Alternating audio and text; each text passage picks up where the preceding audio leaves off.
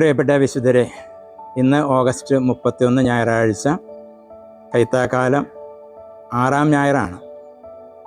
കൈത്താക്കാലത്തിലെ നമ്മുടെ പ്രധാനപ്പെട്ട ധ്യാന വിഷയം സഭയുടെ വളർച്ചയാണ്. ഇന്നത്തെ തിരുവചന വായനകൾ 4 പരിശോധിച്ചാൽ സഭയുടെ വളർച്ചയുടെ പ്രധാനപ്പെട്ട ലക്ഷണങ്ങൾ നമുക്ക് കാണാൻ സാധിക്കും. സഭ എങ്ങനെയാണ് വളരേണ്ടത് എന്ന് ഈ തിരുവചന ഭാഗങ്ങൾ നമ്മളെ പഠിപ്പിക്കുന്നുണ്ട്. ആദ്യത്തെ വായന ലേവ്യരുടെ പുസ്തകം 19-ാമത്തെ അധ്യായം 1 തൊട്ട് 4 വരെയും 9 തൊട്ട് 14 വരെയാണ്. അവിടെ മോശയിലൂടെ ദൈവജനത്തോട് കർത്താവ് പറയുന്നത്, ഞാൻ വിശുദ്ധനായിരിക്കുന്നത് പോലെ എൻ്റെ ജനവും വിശുദ്ധരായിരിക്കണം. വിശുദ്ധരായി തീരുക എന്നുള്ളതാണ് ദൈവജനത്തിൻ്റെ നിയോഗം. ദൈവത്തെ പോലെ വിശുദ്ധിയിലേക്ക് വളരുക. അപ്പോൾ വിശ്വാസത്തിൽ വളരുക, സ്വീകരിച്ച വചനം മുളച്ച് പൊങ്ങി വളരുക എന്ന് പറഞ്ഞാൽ വിശുദ്ധനായി തീരുക എന്നുള്ളതാണ്. നമ്മുടെ വിശുദ്ധ കുർബാനയിൽ വിശുദ്ധ കുർബാന സ്വീകരണത്തിന് മുമ്പ് ദൈവജനത്തെ കാർമ്മികൻ അഭിസംബോധന ചെയ്യുന്നതും വിശുദ്ധ കുർബാന വിശുദ്ധർക്കുള്ളതാകുന്നു എന്നുള്ളതാണ്. മാമോദിസ സ്വീകരിച്ച എല്ലാവരും വിശുദ്ധരായിരിക്കണം, വിശുദ്ധിയിലേക്ക് വളരണം. അപ്പോൾ സഭ വളരുന്നു എന്ന് പറയുമ്പോൾ സഭാമക്കൾ വിശുദ്ധിയിൽ വളരുന്നുണ്ടോ എന്ന് നോക്കിയാൽ മതി. ആ വിശുദ്ധിയിലേക്കുള്ള വളർച്ചയുടെ ഒരടയാളം എന്ന് പറയുന്നത് ദൈവകൽപ്പനകൾ അന്യൂനം അനുഷ്ഠിക്കുക, പാലിക്കുക, ജീവിക്കുക എന്നുള്ളതാണ്. മോശയിലൂടെ ദൈവം നൽകിയ ദൈവകൽപ്പനകളെ, ദൈവവചനത്തെ നാം എങ്ങനെ സ്വീകരിക്കുന്നു, ആ ദൈവവചനം അനുസരിച്ച് ദൈവകൽപ്പനകൾ അനുസരിച്ച് ജീവിക്കാനുള്ള ഉത്സാഹം എന്തുമാത്രമുണ്ട്, അതിൽ നമുക്ക് വളർച്ചയുണ്ടെങ്കിൽ സഭ വളരുന്നു എന്നുള്ളത് നമുക്ക് മനസ്സിലാക്കാൻ സാധിക്കും. രണ്ടാമത്തെ വായന വരുന്നത് യെശയ്യായുടെ പ്രവചനത്തിൽ നിന്നാണ്.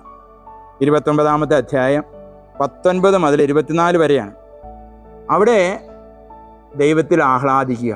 ഈ ലോകത്തിലെ വസ്തുവകകളിലോ മനുഷ്യരിലോ ഒന്നും ആഹ്ലാദം കണ്ടെത്താതെ ദൈവത്തിൽ ആഹ്ലാദിക്കുക. അപ്പോൾ വിശ്വാസത്തിൽ വളരുക എന്ന മനുഷ്യൻ, ദൈവം അവൻ്റെ ആഹ്ലാദമായി മാറും, സന്തോഷമായി മാറും. അങ്ങനെയുള്ള മനുഷ്യൻ ഭക്തിയിൽ വളരും. ഇപ്പോൾ ദൈവഭക്തിയിൽ ഞാൻ എന്തുമാത്രം വളരുന്നുണ്ട്. സഭ വളരുന്നുണ്ടെങ്കിൽ ഞാൻ ദൈവഭക്തിയിലും വളർന്നിരിക്കും. സഭ വളരുന്നുണ്ടെങ്കിൽ ഏതവസ്ഥയിലും ഞാൻ ദൈവത്തിൽ ആനന്ദം കണ്ടെത്തിയിരിക്കും. സഭ വളരുന്നുണ്ടെങ്കിൽ ഞാൻ ദൈവകൽപ്പനകൾ അനുസരിച്ച് ജീവിക്കുന്നതിൽ പുരോഗതി ഉണ്ടായിരിക്കും, ഞാൻ വിശുദ്ധിയിൽ വളരുന്നുണ്ടായിരിക്കും. മൂന്നാമത്തെ വായന പൗലോസ്ലീഹായുടെ തെസ്സലോനിക്കർക്ക് എഴുതിയ 1-ാമത്തെ ലേഖനം 2-ാമത്തെ അധ്യായം 1 തൊട്ട് ഉള്ള തിരുവചനങ്ങളാണ്.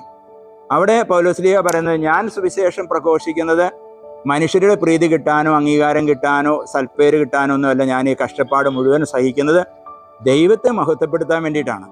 അപ്പോൾ സഭയുടെ ശുശ്രൂഷകളെല്ലാം സുവിശേഷ പ്രഘോഷണങ്ങളാണ്.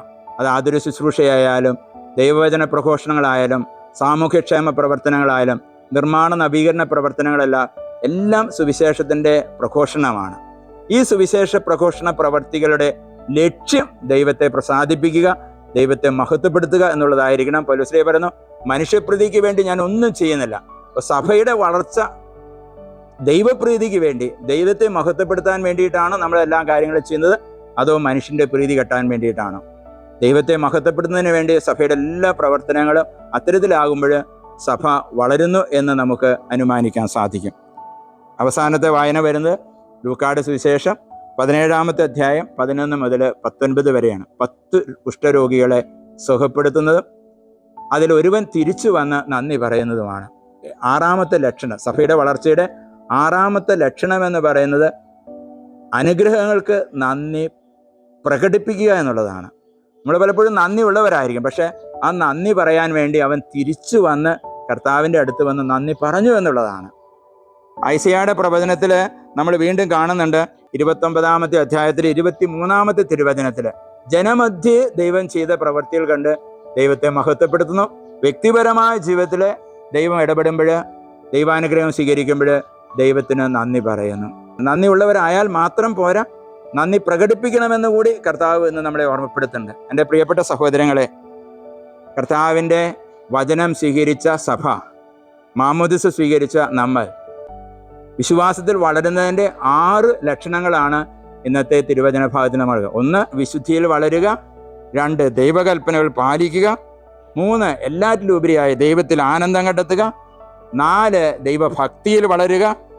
5, ദൈവമഹത്വം അന്വേഷിക്കുക. 6, ലഭിച്ച അനുഗ്രഹങ്ങൾക്ക് ദൈവത്തിന് നന്ദി പറയുക.